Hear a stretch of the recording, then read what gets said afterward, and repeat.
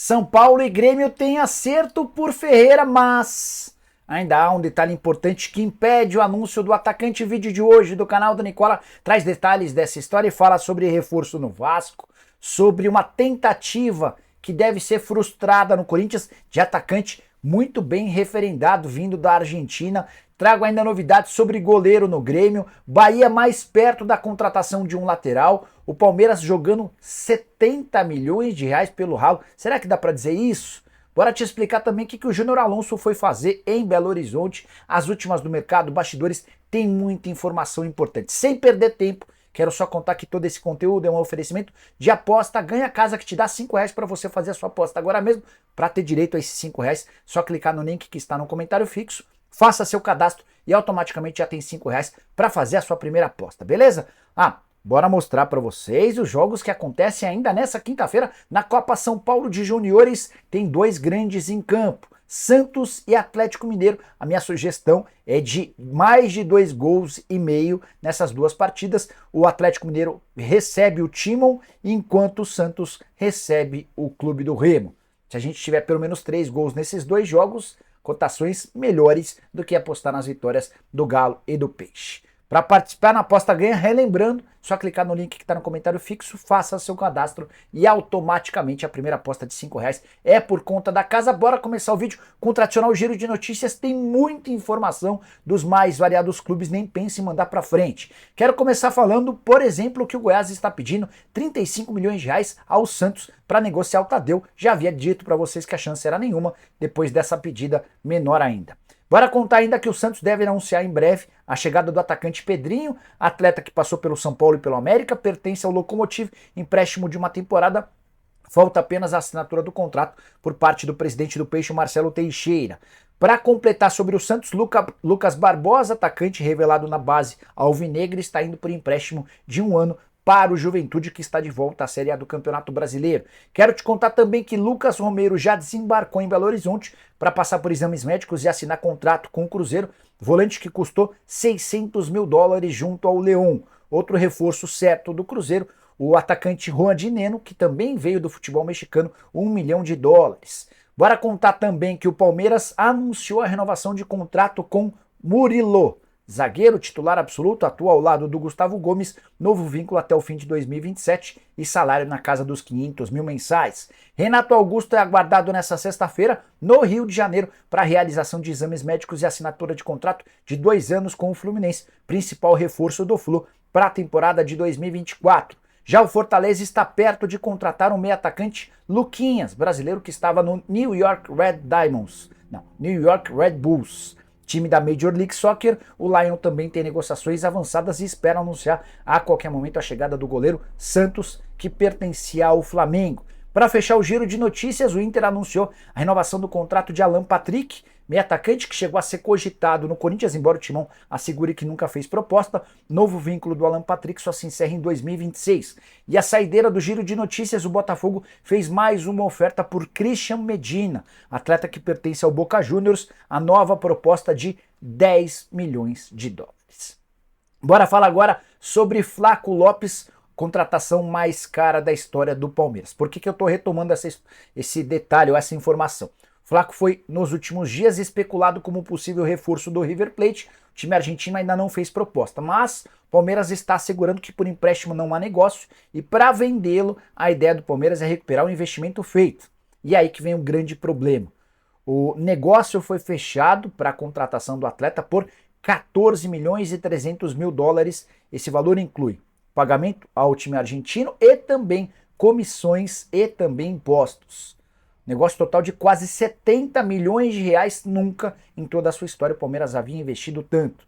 Atacante de 23 anos de idade, que desde que chegou em 2 temporadas, somou 54 partidas, 10 gols marcados, nunca conseguiu se firmar como titular absoluto. Importante lembrar que é um reforço por indicação de Abel Ferreira. River Plate pretende contratar o Flaco Lopes depois de ver as tratativas com o Alário não avançarem. O Alário preferiu jogar no Internacional de Porto Alegre. Bora falar agora para vocês por que Júnior Alonso esteve em Belo Horizonte, ou melhor, está em Belo Horizonte. Ele desembarcou em BH, foi perguntado sobre a chance de fechar com o Atlético, inclusive fez uma postagem em uma das ruas de Belo Horizonte com uma música ao fundo de Quero Ser Feliz Também. Foi o suficiente para que torcedores do Atlético entendessem que ele está tentando cavar uma vaguinha no Galo. O que eu fiz? Entrei em contato com um dirigente atleticano e perguntei sobre tal possibilidade. A resposta foi, abre aspas, não tem nada conosco. Até quando os caras vêm para Belo Horizonte resolver questões pessoais, precisa ser negociação? Interrogação.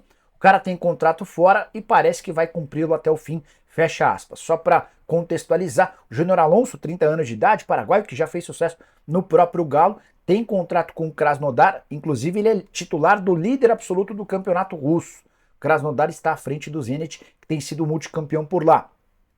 Krasnodar, ou melhor, o Júnior Alonso esteve em 22 das 24 partidas que ele disputou como titular, contrato até 2025. Recentemente especularam que ele poderia ir para o Vasco, negócio de 1,5 milhão de euros, o Vasco desmente. Também tem gente garantindo que ele pode pintar como reforço do Bahia, estou de olho nessa história, beleza? Bora falar agora sobre o próprio Bahia, mais perto de um lateral. Trata-se de Iago, vocês vão lembrar dele, jogador revelado no Internacional, vendido há bastante tempo por Augsburg, da Alemanha.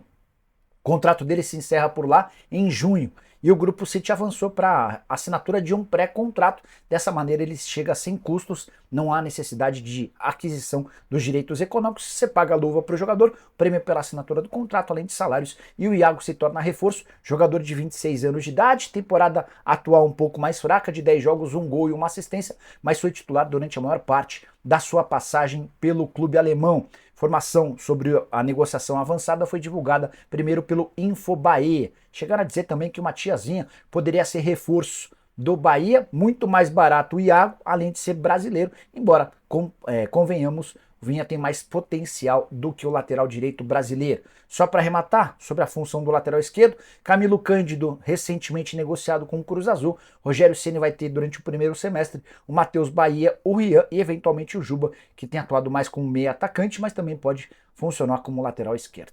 Quero falar agora sobre o Grêmio, que parece estar desistindo da contratação de Andrada. Goleiro de 32 anos de idade, argentino que pertence ao Monterrey, custo altíssimo para trazê-lo.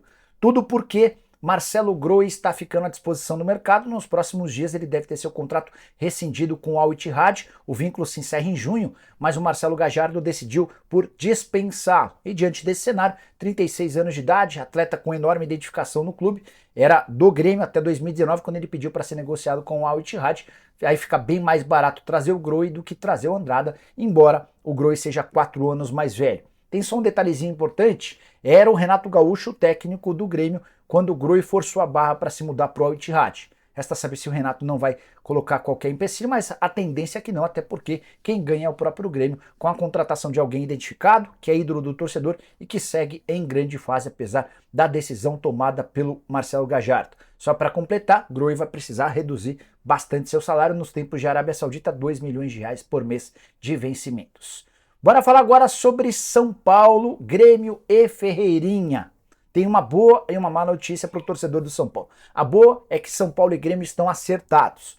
Tudo fechado entre os clubes, já foi acordada a forma de pagamento, enfim, os parcelamentos e tudo mais. Mas resta, é agora a notícia ruim, resta um acordo com o Ferreirinha, mais especificamente com o Pablo Bueno, que é seu empresário. Vou descrever um papo que eu tive durante a tarde dessa quinta-feira com o dirigente do São Paulo. Primeiro ele começa dizendo, abre aspas, entre os clubes está tudo ok. Aqui, e aí depois essa pessoa completa. Mas aqui no São Paulo só vem jogar quem quiser estar no tricolor, fecha aspas. Por que veio essa frase? São Paulo foi avisado de que o Bahia procurou o staff do jogador, mais especificamente o Pablo Bueno, para fazer uma oferta superior àquela que o São Paulo estava disposto a pagar. Detalhe importante, desde a virada do ano, Ferreira passa a ganhar 700 mil reais por mês no Grêmio. E ele quer, no mínimo, manter esse atual salário. São Paulo estava trabalhando com esse número, de manutenção dos 700 mil por mês. E o Bahia parece ter cacifado, oferecido mais do que os 700 mil. Agora resta ao São Paulo tentar convencer o Ferreira a vir ao tricolor com os 700 mil que ele já tinha combinado, em vez de aceitar uma proposta do Bahia para ganhar mais. Essa pessoa com quem conversei do São Paulo não estava tão otimista quanto vários sites estão informando. Muita gente, os jornalistas estão cravando o acordo, graças à negociação avançada entre São Paulo e Grêmio, mas resta essa difícil missão de se acertar com o empresário do atleta. Quero falar agora sobre o Corinthians e a nova investida para atacante de lado de campo, ponta. Ponta direita ou ponta esquerda. Pedro de la Vega, já ouviu falar? Jogador argentino de 22 anos de idade, pertence ao Lanús, temporada de 2023 com 40 jogos, 6 gols e mais 6 assistências. Nome aprovado pelo Cifute, nome aprovado pelo Mano Menezes, mas, ao que parece, o Corinthians chegou tarde nessa negociação. Seattle Sounders dos Estados Unidos já ofereceu 34 milhões de reais e tem tratativas avançadas, espera fazer o anúncio da contratação ainda nessa semana. O Corinthians tenta desarticular esse acordo para que o Pedro de la Vega, em vez de parar nos Estados Unidos, possa se tornar reforço alvinegro, mais um jogador gringo. O Corinthians tem insistido nas contratações de atletas estrangeiros, logo o limite de gringos, 7 por partida, vai ser atingido no Corinthians. Só para complementar os reforços do Corinthians, todos até agora do meio para trás, a única exceção, Rodrigo Garro, meio atacante, que pertence ao Tajeres. O negócio está encaminhado, falta que o Corinthians apresente as garantias bancárias para que o presidente do Tajeres assine o contrato e o Garro possa ser anunciado de forma oficial, embora o presidente já tenha até tratado sobre o tema. Só para arrematar, uma lembrança importante, Pedro de la Vega, esse atacante do Lanús, de quem eu falava agora há pouco, chegou a disputar uma Olimpíada ao lado de Fausto Vera. Quero fechar o vídeo para falar sobre o Vasco da Gama e reforço praticamente contratado. O Vasco deve anunciar nas próximas horas a chegada do zagueiro Robert Rojas, 27 anos de idade, quase foi contratado pelo Vasco na metade do ano passado. Na última hora o River Plate acabou desistindo de um acordo, tudo porque o River queria a prorrogação do contrato do Robert Rojas antes de emprestá-lo. O Rojas não queria essa renovação do contrato, no final das contas optou-se pela desistência do acordo. O Rojas acabou sendo transferido para o Tigre, onde não vai continuar. Como o Vasco aceitou o empréstimo com obrigação de compra, o River desistiu do acordo com o Tigre, recuperou o jogador e está liberando o atleta para defender o Cruz Maltino. Segundo reforço para 2024, segundo reforço para a zaga. Primeiro vocês vão lembrar João Vitor, ex-zagueiro do Benfica, comprado por 6 milhões de dólares. Só para arrematar, em relação ao Rojas, enquanto esteve no Tigre, 12 jogos e 1 gol. Zagueiro muito leve, bem diferente daqueles zagueiros fortes, trombadores. Zagueiro de boa técnica, pode dar uma boa dupla de zaga com o João Vitor. Certamente indicação de Ramon Dias, o treinador vascaíno. E você está animado com os reforços do Vasco? Use o espaço para comentários para deixar sua opinião. Também não esqueça de deixar like, de se inscrever no canal. A gente volta às 7 com o programa do Nicola. Abraço, tchau!